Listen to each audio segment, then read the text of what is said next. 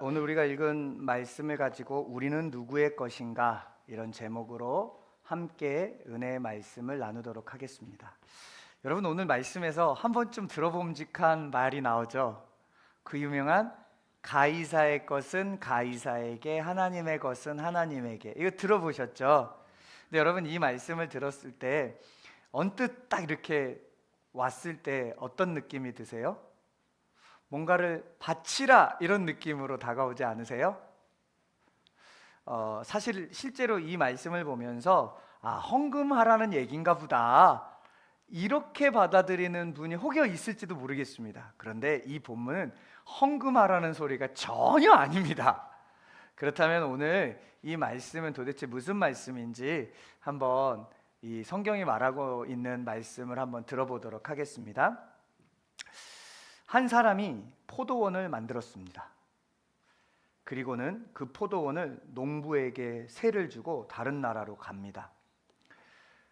이 포도를 심고 추수 때가 됩니다. 추수 때가 되니까 주인이 이제 자기 밭에서 농사를 짓는 사람들한테 농사 짓는 값을 받아야 될 거 아니에요. 그 값을 받기 위해서 멀리 외국에 있는 주인이 종을 보내서 그 농사 지은 값을 내라고 합니다. 종을 보냈는데 농사를 짓던 사람들이 세를 주는 게 아니라 어떻게 하냐면 종을 흠씬 죽지 않을 만큼 두들겨 패가지고 돌려보내버립니다. 이번에 다시 주인이 그 세를 포기할 수가 없었던 모양이죠. 그래서 다시 또 종을 보냅니다. 그래서 종을 보냈더니 또 이번에도 흠씬 두들겨 패가지고 돌려보냅니다. 주인이 안 되겠다 싶어가지고 종을 보내면 계속 두들겨 패니까 이번에는 아들을 보내야 되겠다. 왜냐? 아들은 내 분신이니까 나를 보낸 것 같으니까 아들을 보내야겠다. 이렇게 하고 주인이 아들을 보냅니다. 그랬더니 이 농사를 짓던 사람들이 그 아들을 딱 보고 어떻게 하냐? 때려서 죽여버렸습니다. 이 말씀을 예수님께서 오늘 우리가 읽은 이 본문 바로 직전에서 하고 있는 말씀입니다. 이 말씀은 포도원 품꾼 비유라는 이름으로 예수님께서 하고 계신데요, 이 말씀에서 주인은 하나님입니다. 품삯을 받으라고 보낸 종들은 구약 성경에 수없이 많이 보낸 선지자, 예언자, 하나님의 사람들입니다. 하나님이 선지자들을 보내서 주인의 뜻을 전달한 거예요. 그랬더니 포도원 품꾼들이 어떻게 해요? 주인의 뜻을 거절하고 보낸 종을 흠씬 두들겨 패버리잖아요. 그러니까 이스라엘 백성들은 포도원 품꾼입니다. 이스라엘 백성, 포도원 품꾼인 이스라엘 백성들이 하나님이 보낸 사람들을 거절한 거예요. 그게 구약의 이야기입니다. 끊임없이 하나님이 말씀을 전하고 하나님의 뜻을 전하는데 이스라엘 백성들은 끊임없이 그 말을 거절하고 그 말을 듣지 않아요. 그것이 구약의 역사예요. 그런데 이스라엘이 이제는 주인의 아들까지 죽이려고 하는 상황입니다. 예수님께서 오늘 본문 앞에서 이 말씀을 비유로 하시는 겁니다. 지금 이 예수님의 말을 듣고 있는 사람은 누구냐면 이스라엘의 대표자인 대제사장과 서기관들입니다. 그러니까 포도원 품꾼 비유에서 아들을 죽일 사람은 누구라는 겁니까? 대제사장과 서기관들, 또 더 나아가선 바리새인들이라는 겁니다. 대제사장과 서기관, 바리새인들은 자신의 조상들 유대인들이 하나님이 보낸 종들을 거절하고 주인 되신 하나님의 뜻을 거절하고 있다는 소리를 지금 들은 거예요. 근데 여러분, 대제사장, 서기관, 이 사람들은 누구냐면 종교 지도자들이에요. 오늘날 우리로 얘기하면 총회장들이에요. 총회장들. 우리 교회에 이번 주에 총회장단이 오셨잖아요. 총회장들이 다 그 얘기를, 불편한 소리를 들은 겁니다. 지금까지 이 불편한 얘기들을 총회장들한테 하는 사람들이 있었을까요? 없었을까요? 없었어요. 높은 자리에 올라가면 그 높은 자리에 올라간 사람들에게 이상하게 충언을 해줄 사람이 있어야 되는데 충원해 줄 사람이 없었습니다. 왜냐하면 그 나물에 그 밥이어가지고. 그 당시에 대제사장, 바리새인, 서기관들, 종교 지도자들은 그 나물에 그 밥이었어요. 그러니까 충원해 줄 게 없는 거예요. 그리고 바른 말을 해줄 사람도 없는 거예요. 그런데 예수님이 바른 말을 딱 한 거예요. 근데 그 바른 말을 한 사람은 듣도 보도 못했던 시골 교회 목사. 예수님 나사렛 사람 아니었습니까? 시골이었어요. 시골 교회에 어떤 랍비 하나가 와가지고, 듣도 보도 한 랍비가 와가지고는 총회장단에게 당신들 뭔가 문제가 있습니다, 이 얘기를 지금 이 오늘 본문 앞에서 하고 있었다라는 겁니다. 그러니까 그 얘기를 딱 들으면 이 총회장들, 성경은 대제사장, 서기관들, 바리새인들, 그 얘기를 들으니까 기분이 어때요? 나쁘죠. 지금까지 나한테 그런 말 한 사람이 한 명도 없었는데 감히 나한테. 요즘에 제가 조금 빠진 드라마가 하나가 있어요. 선보이? 모르시나 봐요. 병아 영주만 보나 봐요. 병아 영주가 서로 눈을 마주치면서 거기에서 보니까 군수가 약간 저희 고향 같은 섬에 이렇게 군의관이, 저희 섬도 병원이 있는데 의사가 거기까지 안 오잖아요. 그러면 군의관을 국가에서 파견을 해줘요. 실제로 그 배경에 이제 드라마를 찍은 거예요. 근데 군의관이 나 누구누구인데 이렇게 이름을 하는데 그게 군수였어요. 군수. 근데 군의관이 막 부임해가지고 군수를 모르는 거예요. 그러니까 군수를 모르니까 누군데요? 장난 전화하지 마세요. 그렇게 끊어요. 그래가지고 군수가 군의관을 책임지는 의사를 보내가지고 징계하라고 얘기해요. 왜요? 기분이 나빴다는 거 아니에요, 군수가. 이거 오라요, 안 오라요? 안 오라요. 지금 그런 상태, 그 군수 같은 마음이 지금 바리새인과 서기관의 마음이에요. 예수님이 옳은 소리 딱 하니까 불편한 마음이 확 들어버린 거예요. 그럼 어떻게 해야 돼요? 군수가 윗사람 보내가지고, 병원 윗사람 보내가지고 이 사람 징계하라고 그런 것처럼 바리새인과 서기관이 누군가를 보내서 예수님을 잡아가지고 어려움에 처할 꾀를 내는 이야기가 오늘의 이야기입니다. 그러니까 여러분, 이 시대 이야기가 예수님 시대 이야기랑 똑같죠. 그래서 2000년 전의 말씀이 오늘날 우리에게 그대로 다가오는 겁니다.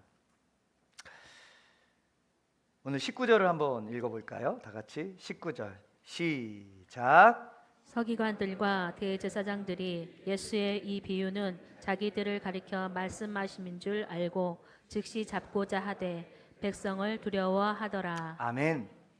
앞에 포도원 품꾼 비유를 딱 듣고 나서 자기들을 욕한 줄 알고 기분이 나빠가지고 어때요? 즉시 예수님을 잡고자 했어요. 잡아가지고 뭔가를 나쁜 행동을 하려고 한 거죠. 그랬는데 그렇게 못한 이유가 뭐냐면 사람들이 예수님을 따르는 거예요. 그러니까 예수님을 따르는 사람들이 무서워서 잡고자 했지만 무서워했다라고 기록을 하고 있습니다. 그럼에도 불구하고 이 화가 나는 마음이 있는 거예요. 바리새인과 대제사장들, 서기관들이 화가 나는 마음이 있어가지고 어떻게 하냐면 예수님을 잡기 위해서 공식적으로 함정을 하나를 탁 파기로 결정을 합니다. 20절을 같이 한번 읽어보도록 하겠습니다. 20절 시작. 이에 그들이 엿보다가 예수를 총독의 다스림과 권세 아래에 넘기려 하여 정탐들을 보내어 그들로 스스로 의인인 채 하며 예수의 말을 책잡게 하니, 대제사장들과 서기관들이 사람을 보내서 말을 통해서 예수님을 책잡아 가지고 로마의 반역자로 넘겨야겠다 하면서 작전을 펼쳤다는 거예요. 마치 아까 그 군수가 의사 윗사람 보내가지고 의사한테 징계를 할 작전을 펼친 거를 하는 겁니다. 대제사장과 서기관이 보낸 사람들이 예수님을 찾아가서 물어봅니다. 이 사람들을 정탐들이라고 오늘 성경에 나와요. 그러니까 정탐꾼을 보낸 거예요. 예수님을 잡으려고 정탐꾼을 보내요. 그 정탐꾼이 예수님 찾아가서 물어봅니다. 뭐라고 물어보냐? 가이사는 로마의 황제를 의미합니다. 로마 황제에게 세금을 바치는 게 옳은 겁니까? 자, 그러면 한번 물어볼게요. 이거 지금 세금 바치라는 얘기예요? 예수님 공경에 처하게 하려고 얘기하는 거예요? 그러니까 이 말씀은 세금 돈 내라, 헌금해라 이런 얘기가 아닙니다. 그러니까 그렇게 설교하는 사람들은 성경을 지 멋대로 해석하는 거예요. 하나님의 말씀이라는 건 성경의 의도를 파악해서 그거를 전달하는 게 하나님의 말씀이지, 내가 보고 싶은 대로 내가 원하는 대로 양념해가지고 하는 건 그건 무슨 복음이라고 그러냐면 내가 복음. 우리는 지금 내가 복음을 보고 있는 게 아니라 누가가 전한 복음을 보고 있잖아요. 그럼 누가가 이 글을 왜 썼는지를 알아야지 누가가 전한 복음을 들을 거 아니에요. 누가는 이 문맥 안에서 쓴 거기 때문에 돈 내라는 얘기가 아니에요. 그럼 무슨 얘기인지 한번 들어볼게요. 이 정탐꾼들이 가이사에게 세금을 바치는 게 옳습니까? 이렇게 물어봅니다. 근데 이 질문은 뭐예요? 예수님을 책 잡으려고 하는 질문이었죠? 말하자면 예수님을 함정에 빠뜨리기 위해서 질문을 했다는 겁니다. 이 당시는 앞서 얘기했던 것처럼 이스라엘이 로마의 지배를 받고 있었습니다. 로마의 황제 가이사에게 세금 바치는 것이 옳으냐는 질문에 만약에 예수님이 세금을 내야지 라고 말하면 예수님이 어떤 상황에 처하게 되냐면, 여러분 그 신약 성경에서 열심당원들이 있죠. 이 열심당원들은 누구냐면 한마디로 독립운동가들이에요. 로마의 압제 속에서 나라를 되찾아야 된다 이러면서 열심당원들이 로마에 테러를 하고 막 이런 사람들이에요. 그런데 예수님이 어느 날 로마에게 세금 바쳐야지 이렇게 얘기하면 그 열심당원들이 봤을 때 예수님은 민족의 반역자가 되는 거 아닙니까? 그렇죠? 그래서 민족주의자들이 세금을 바치라고 말을 하는 순간 예수님을 미워하게 되는 거예요. 그렇게 만들라고 이 질문을 하는 겁니다. 반대로 예수님이 세금을 내지 마라, 우리는 하나님의 사람들이다, 우리는 유대인들이다, 저 로마가 우리를 압제하지만 우리는 하나님의 나라니까 세금을 바치면 안 돼 라고 얘기를 하면 누구에게 반역을 하는 겁니까? 로마에게 반역을 하는 거죠. 그러면 이들이 로마한테 고발해가지고 예수님을 로마에게 잡혀가게 하려고 지금 이 질문을 하는 겁니다. 그러니까 예수님은 세금을 내라 그래도 곤란하고 세금을 내지 않으라고 해도 곤란한 상황, 말하자면 바둑으로 얘기하면 외통수예요. 네, 이러지도 못하고 저러지도 못하는 거죠. 여러분, 그런데 이 정탐꾼의 질문은 좋은 질문입니까? 나쁜 질문입니까? 굉장히 나쁘고 못된 질문이죠. 여러분, 모든 질문은요 사실 어떨 때 해야 되냐면 배우기 위해서 해야 되는 거예요. 그런데 자신이 잘났다는 것을 드러내는 사람은 질문을 이렇게 못되게 합니다. 질문을 하는데 답을 가지고 있고 질문을 하는데 누군가를 공경에 빠뜨리려고 해요. 제가 제자 훈련을 할 때도 그런 분들이 있어요. 질문을 하는데 답을 가지고 질문을 해요. 그럼 그 사람들이 마음에 어떤 마음을 가지고 있을까요? 어디 대답 잘하는지 한번 보자. 못된 질문이에요. 그렇게 질문을 하는 이유가 뭘까요? 내가 의롭고 내가 옳다는 걸 보여주기 위해서 질문하는 거 아닙니까? 못된 질문입니다. 이들이 아무렇지도 않게 지금 예수님 앞에 질문을 하고 있는 것 같지만 이 정탐꾼들은 사실은 못된 질문을 하고 있는 거죠. 근데 그 못된 질문을 하는 이유가 뭐예요? 그동안 대제사장과 바리새인들, 서기관들은 자기들이 살아가고 있는 삶의 방식이 괜찮다고 생각을 하고 그것이 하나님을 위한 것이라고 생각하며 자기 의에 충만하면서 살았어요. 그러면서 사람들한테 얘기를 하는 거예요. 이렇게 살아야 된다, 이렇게 살아야 된다. 근데 그 말을 오늘날로 풀어보면 무슨 말인 줄 아세요? 착하게 살아야 된다, 하나님을 믿으니까 착하게 살아야 된다, 그래야 천국 간다. 근데 여러분, 이게 교회에서 선포된다면 이거 맞은 겁니까? 틀린 겁니까? 이제 헷갈려요. 착하게 살라고 그러면은 아닌 것 같기도 한데 또 그럼 못되게 살라는 건가 헷갈리기 시작해. 오늘날 예수님을 믿지 않는 사람들은 물론이고 의외로 예수님 믿는다고 하는 교회 안의 사람들도 이렇게 생각하는 사람들이 있습니다. 착하게 살면 천국에 간다.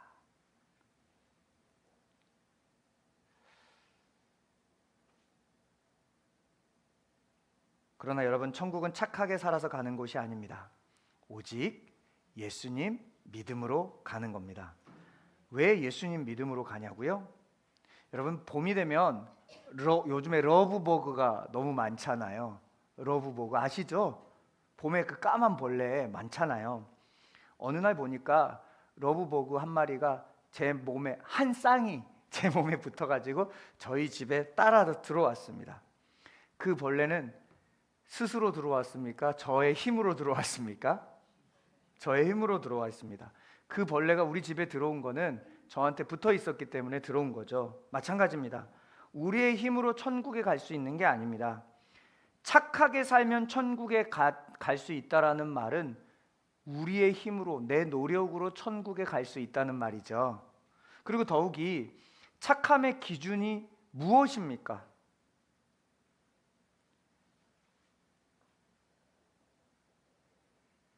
요즘에 그 빌런들이 많잖아요. 사회에서 악당들이 많잖아요. 그 빌런들에 비해서 고은영 목사는 착할까요? 안 착할까요? 고민하시면 제가 곤란해지는데 이영순 권사님 그러셨잖아요. 우리 교회니까 착하다고 해야 된다고. 그런 일반적인 기준으로 그 빌런들에 비해서는 일반 우리들이 착하잖아요. 그렇죠? 그러면 우리와 테레사 수녀하고 비교하면 누가 더 착해요? 또 곤란한 질문을 했나요? 테레사 수녀가 더 착하다고 하잖아요. 사람들이. 왜 그래요? 소위 선행을 더 많이 한 것 같아서 그래요. 근데 여러분, 아까는 우리가 더 착하다며요. 그 빌런들보다.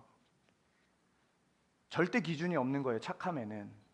그래서 착함으로 천국 갈 수가 없는 거예요. 왜? 절대 기준이 없기 때문에. 많은 사람들이 은근히 착하게 살면 천국에 간다라는 말을 믿고 살아가요. 근데 그건 내 힘으로 천국에 갈 수 있다는 말입니다. 그러나 성경은 절대 그렇게 말하지 않아요. 우리가 천국에 갈 수 있는 유일한 길은 러브버그가 제 몸에 붙어서 들어오듯이 우리가 예수님께 붙어 있어야 천국에 들어갈 수 있는 겁니다. 그래서 사도행전 4장 12절은 이렇게 말하고 있는 겁니다. 화면을 보면서 함께 읽어보겠습니다. 시작. 다른 이로서는 구원을 받을 수 없나니 천하 사람 중에 구원을 받을 만한 다른 이름을 우리에게 주신 일이 없음이라 하였더라. 아멘. 다른 어떤 것으로는 구원받을 수 없어요. 오직 예수. 아멘. 제가 청년 때를 돌아보면 한국 교회는 제가 지금 40대 중반이잖아요. 제가 20대, 그러니까 20년, 25년 전이에요.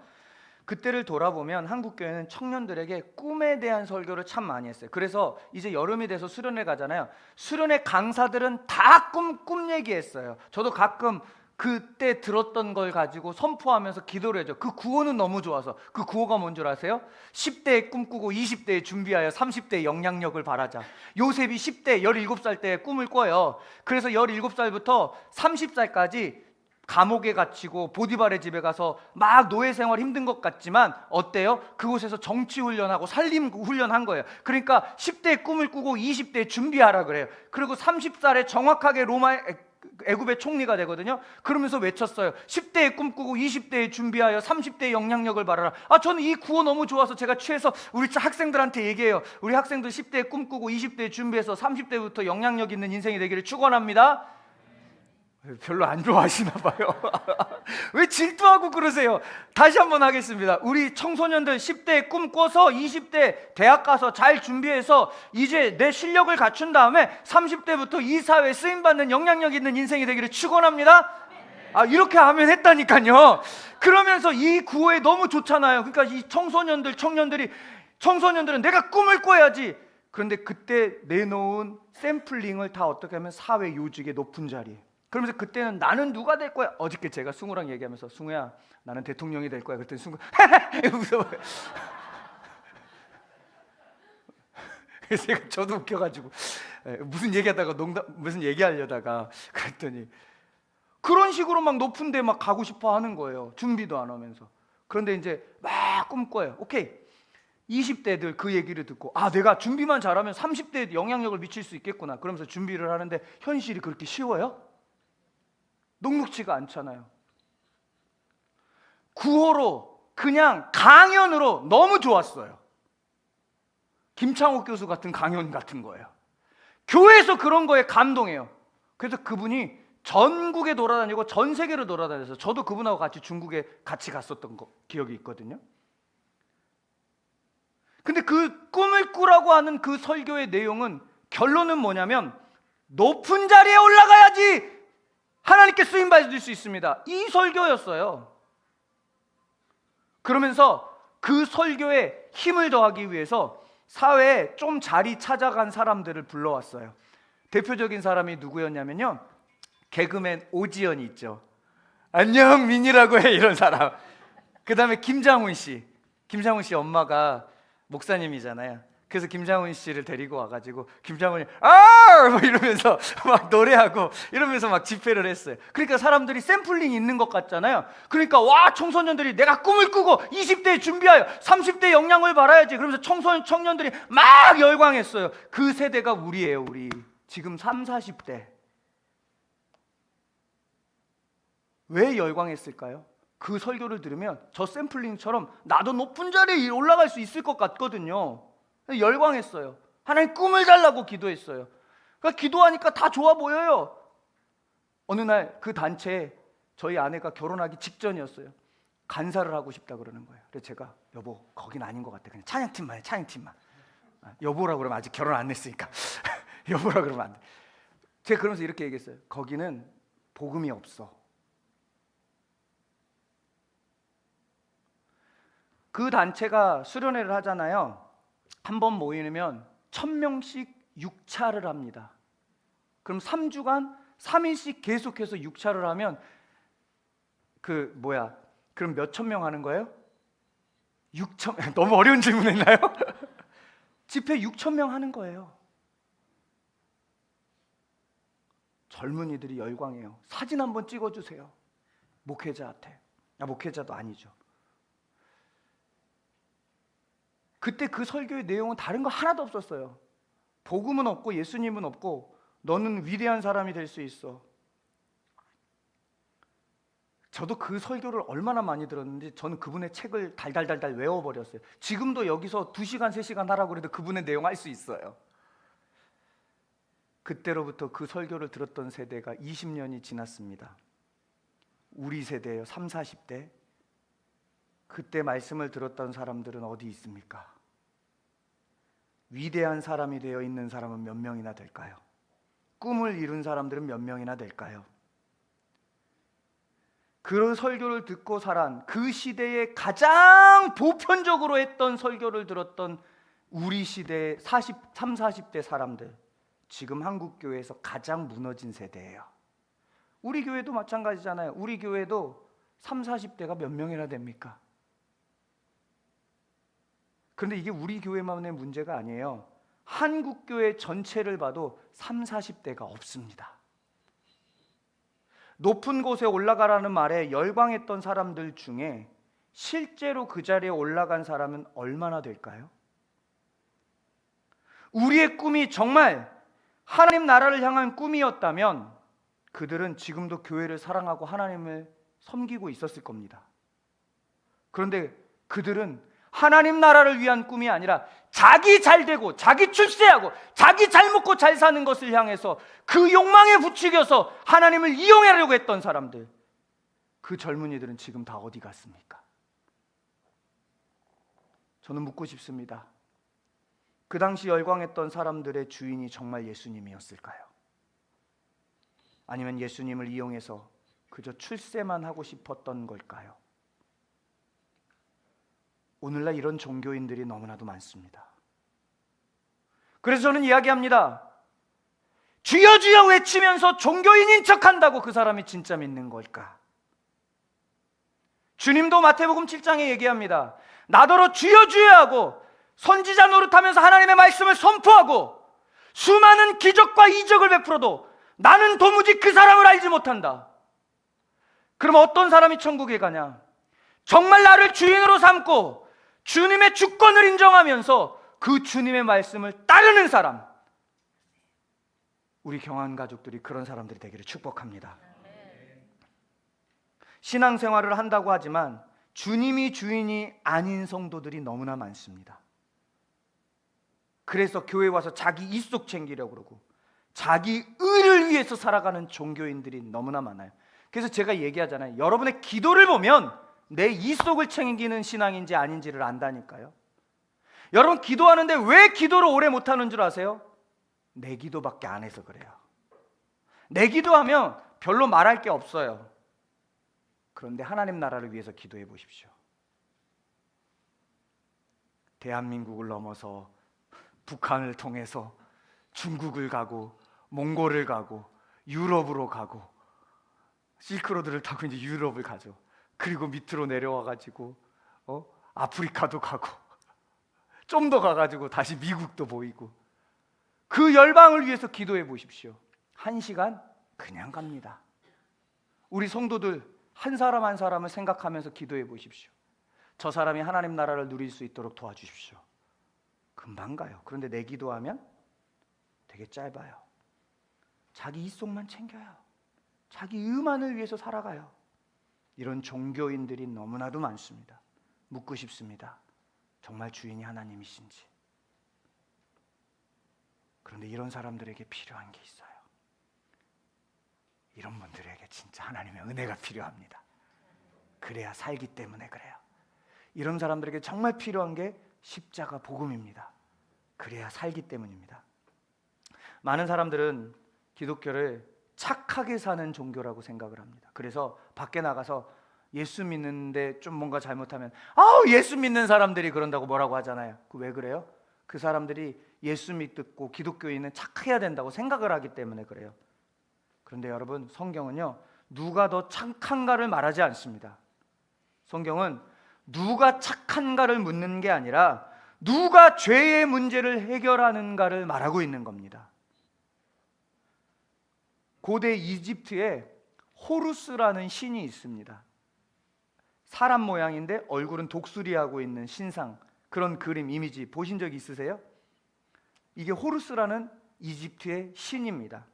그런데 이 신화를 보면 예수님의 탄생과 예수님의 생애와 굉장히 유사합니다. 그래서 어떤 이 넌 크리스천 학자들은 기독교는 다른 종교를 따라했다라고까지 이야기를 합니다. 그런데 그렇게 비슷하더라도 근본적으로 다른 게 있습니다. 여러분 호루스라는 신은요 신의 아들로 태어나요. 그리고 이 호루스도요 동정녀 탄생을 합니다.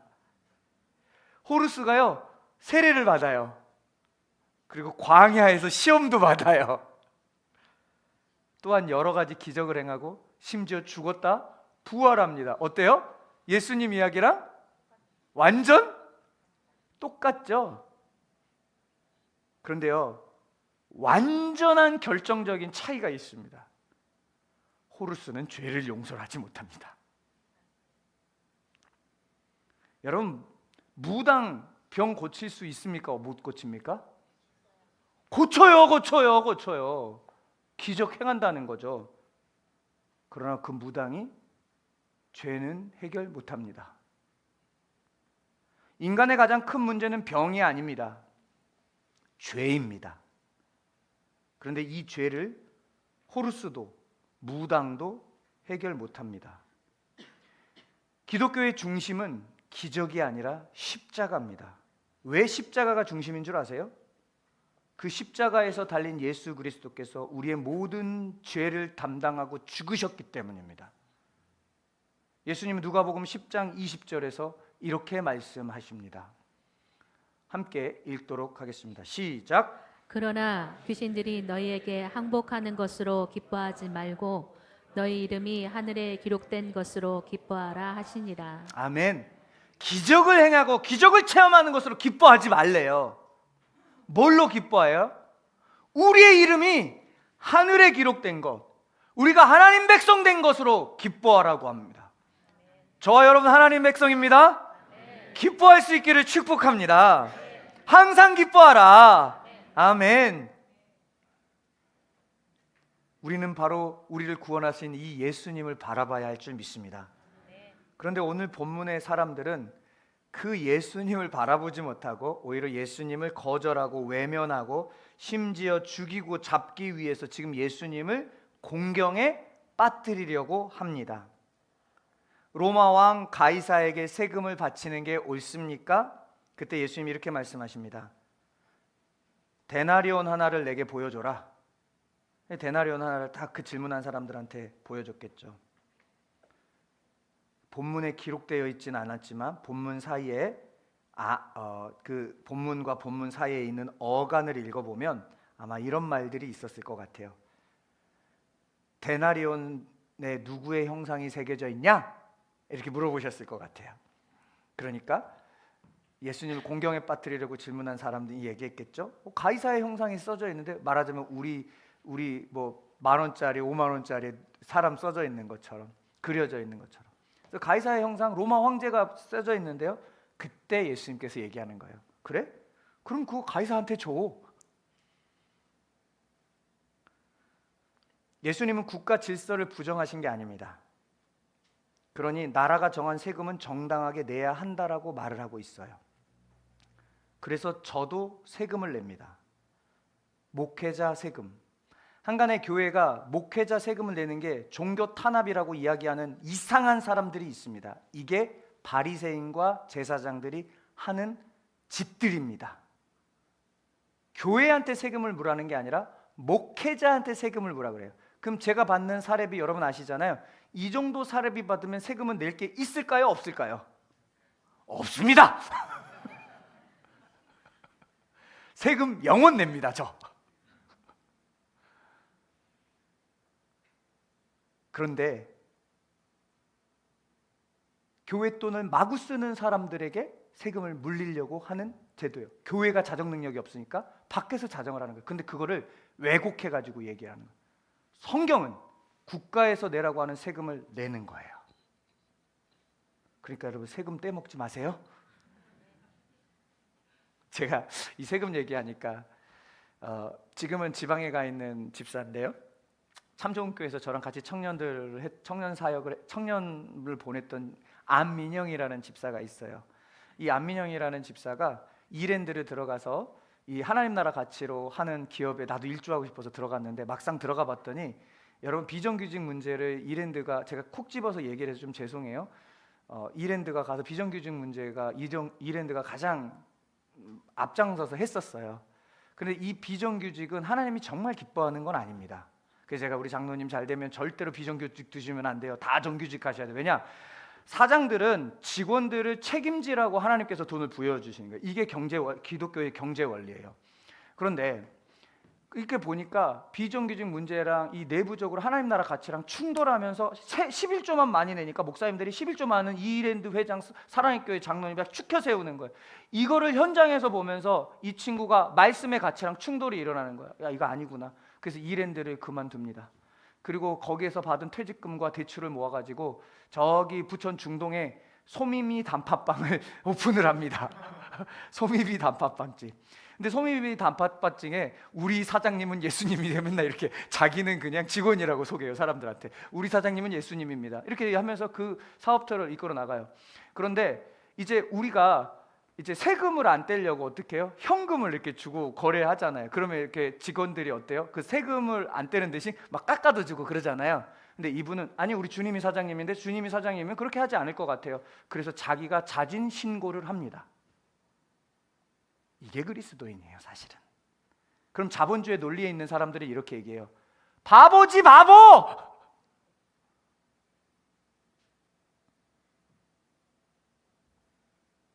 그 집 잘 사냐고요? 그 와이프가 안 되는데 카톨릭대 교수가 됐습니다. 그래서 지방으로 내려갔어요. 여기 말고. 안 될 사람이에요. 근데 카톨릭대 교수가 됐어요.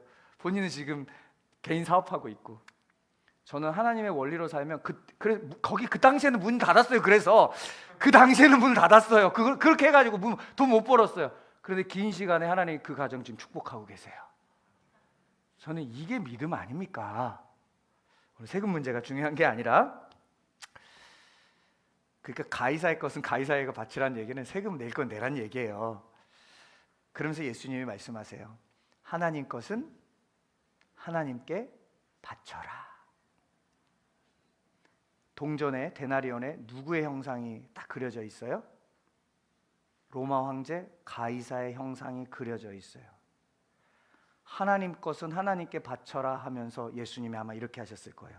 동전의 눈을 이렇게 보면서 가이사의 것은, 동전에 누가 그려져 있냐 그러면서 동전을 딱 보시다가 갑자기 정탐꾼의 얼굴을 쓱 보시면서 하나님의 것은 하나님의 것. 그 예수님이 보고 계신 그 정탐꾼은 누구의 형상으로 지음받은 거예요? 하나님의 형상. 그 하나님의 형상으로 지음받은 사람에게 물어보는 거예요. 하나님의 것은 하나님께. 이 말은 무슨 말이냐면, 너 누구 거냐? 지금 하나님의 아들이면서 하나님 자체이신 예수님이 묻고 있습니다. 너 누구 거냐? 예수님 말씀하시는 거예요. 너는 하나님 거야. 그런데 지금 넌 누구 거니? 원래 너 하나님 거야. 지금 너 누구 거니? 우리가 예수님을 믿는다는 건 우리가 누구 거라는 걸 고백하는 거냐면 하나님 거라는 걸 고백하는 겁니다. 여러분, 예수님 믿는 건 계속 그 결정하는 거예요. 여러분, 예수님이 십자가에 달려 돌아가실 때에 다 이루었다, 테텔레스타이, 값을 지불했대요. 우리 예수님 값 주고 산 하나님의 거예요. 그게 예수님 믿는 거라고요. 그럼 우린 누구 거라고요? 하나님 거예요. 이걸 정말 받아들여서 예수님 믿는 건데, 그런 사람들의 모든 소유, 돈 누구 거예요? 정말 하나님 거예요?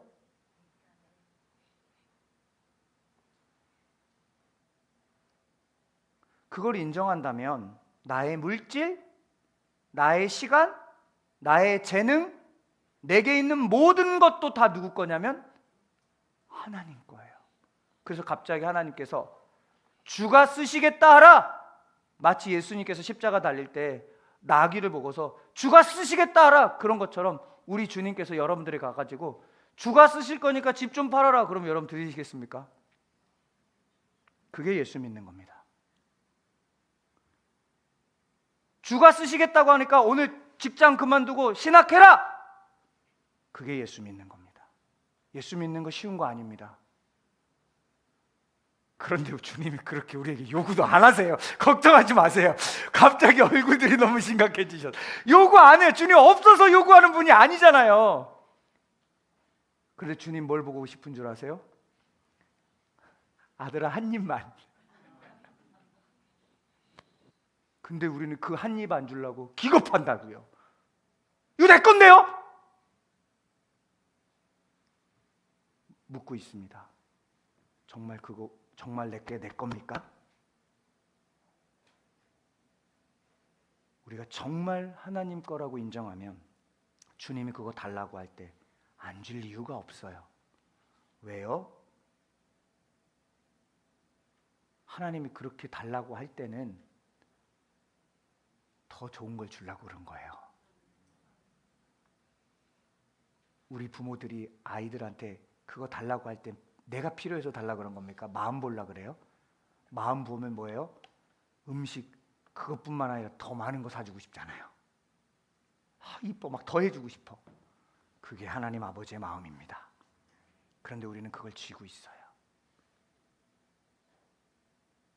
오늘 주님은 우리에게 말씀하십니다.